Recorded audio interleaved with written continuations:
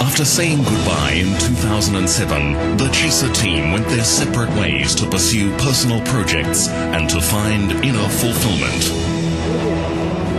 Craig spent 9 months in Ethiopia, helping a local village build fences to keep out Bono and Bob Geldof. Safe now. Chris moved to Hollywood, where he starred in Tim Burton's ill-fated sequel, Edward's Staple Remover Hands. Julian made headlines when he was caught sucking the toes of morning TV star Kerry Ann Kennelly and then eloped to marry the toes in a private ceremony. Andrew underwent breast augmentation to help him score a role in the recent Underbelly series on Channel 9. And Chaz went to live with monks in a Buddhist temple where he studied meditation and enlightenment. And in return, he taught the monks the finer points of political satire. Now they're back together for another season with new 2009 cast member John Wood, who only signed on to do this opening bit. Ladies and gentlemen, that's the end of the new material. Now it's the same old shite from here on in. Welcome to Season 3 of The Chasers War on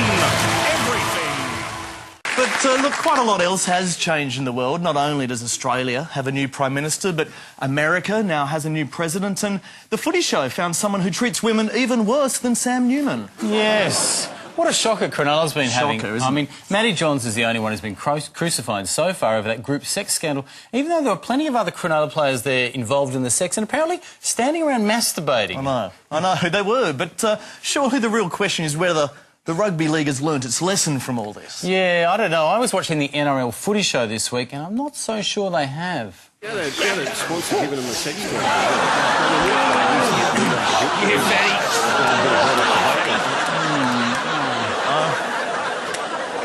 Just wondering where that satire's been missing from the ABC for the last 18. It's good to have us back, but I know Cronulla says that whole incident is behind them, and they're doing their best to move forward. So we thought it'd be interesting to test whether they really are the new morally upstanding club they now claim to be. Exactly. 7 years from the New Zealand incident, how would they react if temptation was delivered right to their loading dock?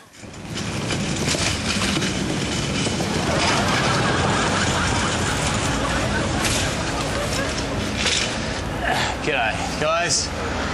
You just signed for one drunk girl, thanks? Delivery for the Sharks. Yeah, I'll sign for the girl. Oh, thanks, mate. Just, give it to the team, all right? Yeah, mate. Sweet, excellent, all right. And I won't tell anyone I delivered it, all right?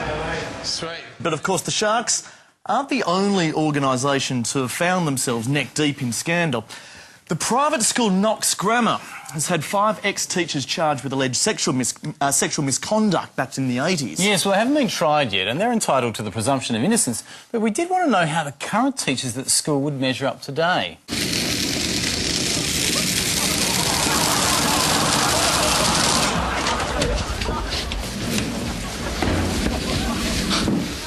Hello, Sophie. Just naked boy delivery. Can you sign for it? Oh, what? Sorry? One naked boy inside. No delivery? Is this somewhere I should start dropping? Wherever you like, love. Wherever I like? I'll leave it here then. Thank you. Not so keen, were they? Not so keen. That guy wasn't that into it. But, Craig, when it comes to sexual misconduct, no one's faced more allegations throughout history than the Catholic Church. Oh, yes. Case after case of child abuse has been brought against the Church, and the Pope swears that they're turning over a new leaf. But is that really the case? I went to the world headquarters of the Catholic Church in the Vatican City to test their powers of resistance.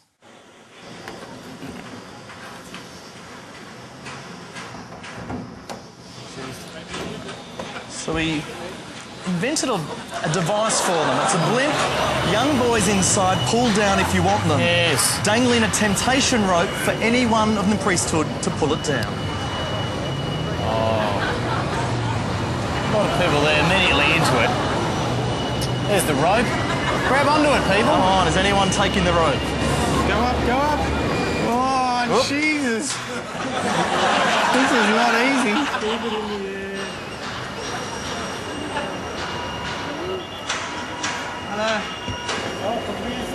Still blue? Police. Do you want me to take it down? Whereabouts? There? Take it down. Okay.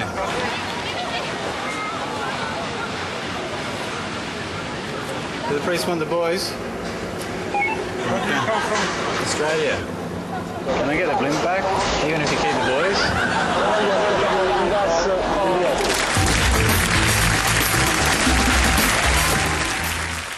No success.